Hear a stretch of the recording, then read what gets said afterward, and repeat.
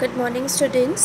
Beta, we were on the chapter the Narayanpur incident, and till now we studied about two kids, Babu and Manju, whose elder brother was also part of the freedom struggle. We also studied how passionate and desperate were people for their independence and how even the children were not untouched by these patriotic vibes. And all of them, either directly or indirectly, played their part by involving themselves in freedom struggle.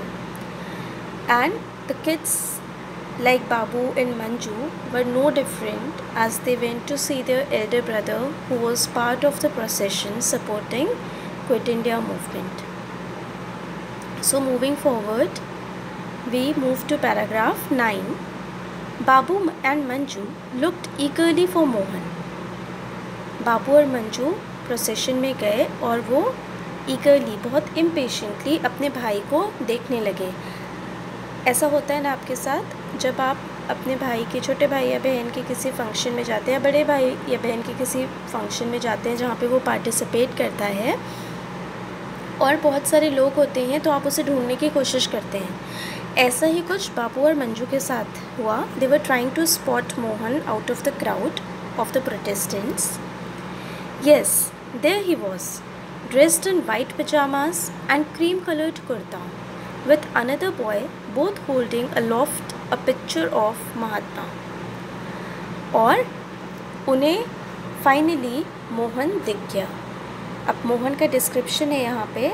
He was wearing white pajamas and his kurta was of cream color, and he was with another boy. They also had a picture of Mahatma Gandhi जिसका एक सिरा मोहन ने पकड़ा था और एक सिरा उस लड़के ने पकड़ा था. Their arms must have ached holding it up that way for so long, but their faces were expressionless because the procession was of the nature non-violent शांतिपूर्वक procession था.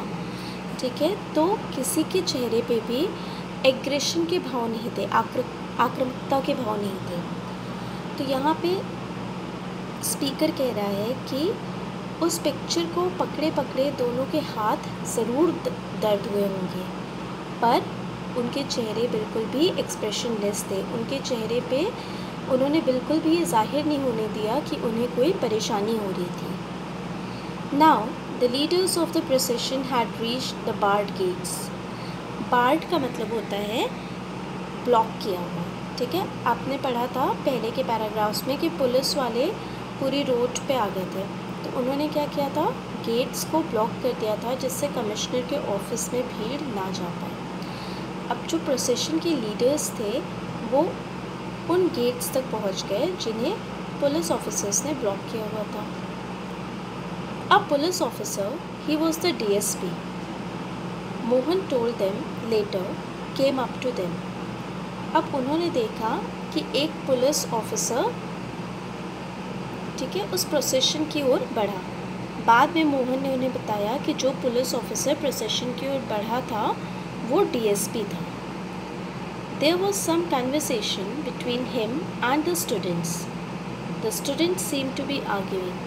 अब जब वो पुलिस ऑफिसर प्रोसेशन की तरफ बढ़ा, क्योंकि सब स्टूडेंट्स थे, तो उस पुलिस ऑफिसर और उन स्टूडेंट्स के बीच कॉन्वर्सेशन यानी बातचीत हुई, कुछ बातचीत हुई. और दूर से देखने में ये लग रहा था कि जैसे कोई झगड़ा, कोई बहस हो रही है पुलिस ऑफिसर और स्टूडेंट्स के बीच में. Then one of them handed him a piece of paper. और जब थोड़ी बहुत बहस हो गई उसके बाद एक स्टूडेंट ने उस DSP के हाथ में एक कागज़ थमा दिया. He took it without glancing at it and nodded. Glancing यानी देखना, एक नज़र भी नहीं डाली. उस पुलिस वाले ने वो कागज़ का टुकड़ा लिया, उस पर एक नज़र भी नहीं डाली और अपना सर हाँ में हिलाया. The students turned their backs to him and one of them shouted, Mahatma Gandhi की जय.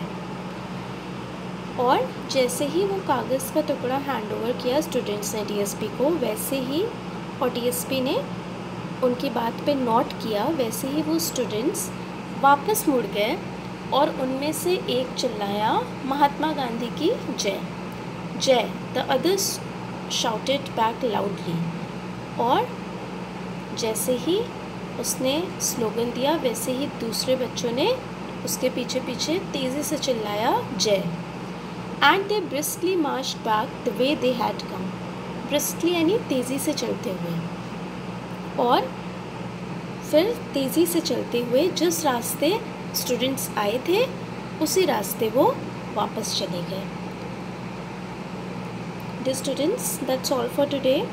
Just go through the chapter and give me your feedback if you understood it or not.